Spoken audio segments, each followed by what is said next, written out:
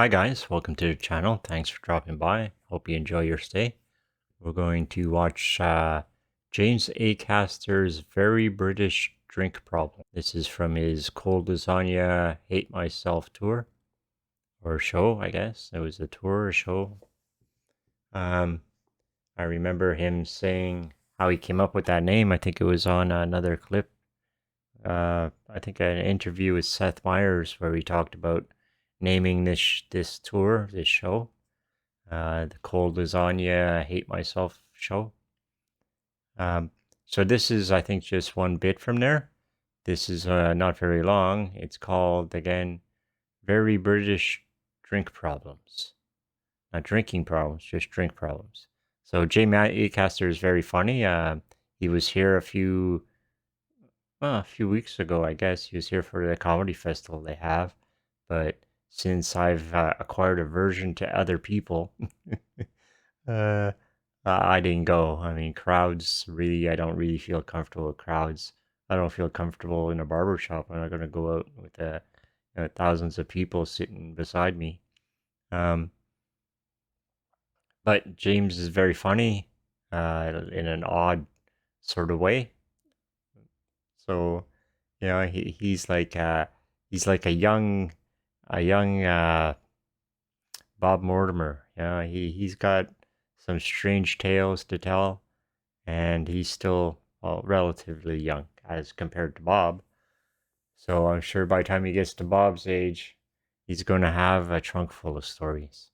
Anyway, let's just get started. This is James Acaster's Very British Drink Problems. Let's watch.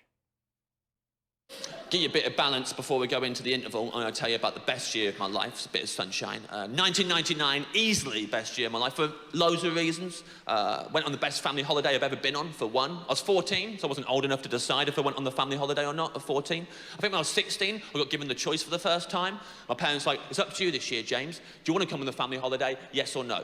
First chance I got, I threw it right back in their faces. I was like, no, bad luck, Mum and Dad. I'm not coming on a family holiday ever again. Have a fun fortnight with my brother and sister, you absolute losers.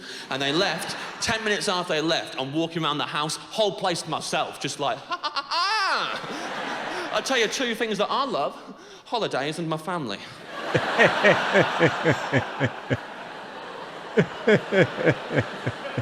But an hour later, I was sick because, full disclosure, I drank too much hot chocolate.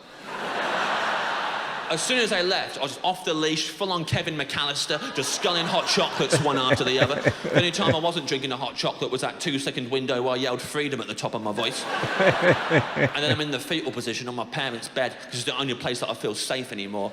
It's like, actually, now my mum and dad are gone, I appreciate it's pretty wise of them to stagger the hot chocolates the way that they used to. Why did I have so many in succession? And I put 10 heaped teaspoons in them. I said to put in 4 heaped teaspoons, but I put in 10 heaped teaspoons. And I really heaped them as well. Oh, they were so heaped. They were heaped as hell. You gotta heap.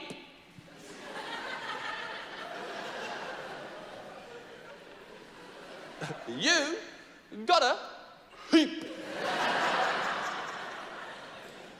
You gotta heat those teaspoons, baby. If you're making a hot chocolate, you better heat those teaspoons. It is very clear about that on the hot chocolate pot. It says it real clear English with diagrams of little spoons in diagonal formation and little pyramids of heaped chocolate powder in each of the teaspoons. 4 heaped teaspoons.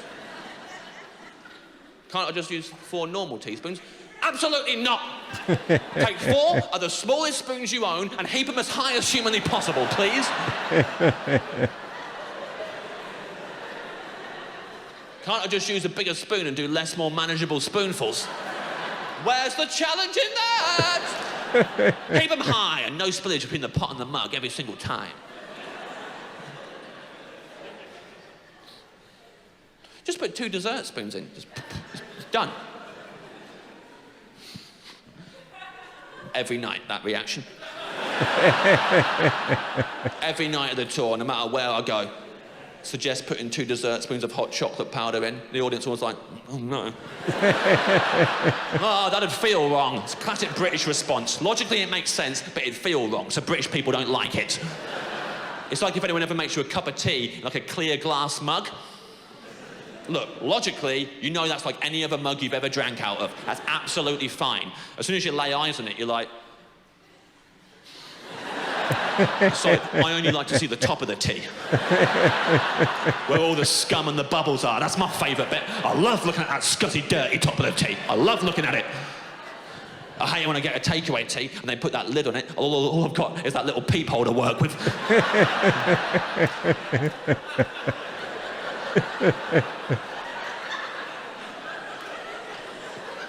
Oh, there you are.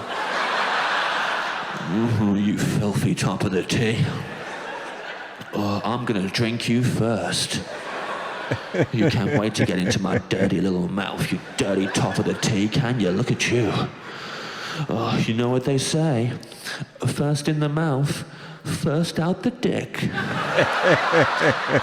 Oh, you're rushing to that dick, aren't you, you filthy top of the tea? You can't wait to get to that dick.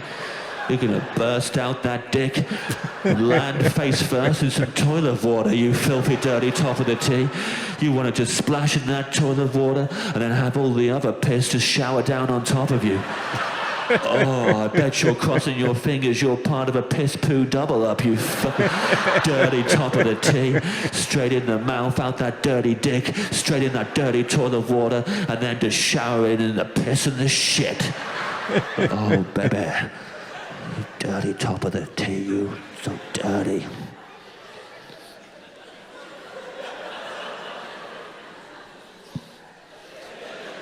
So long, Crizzos.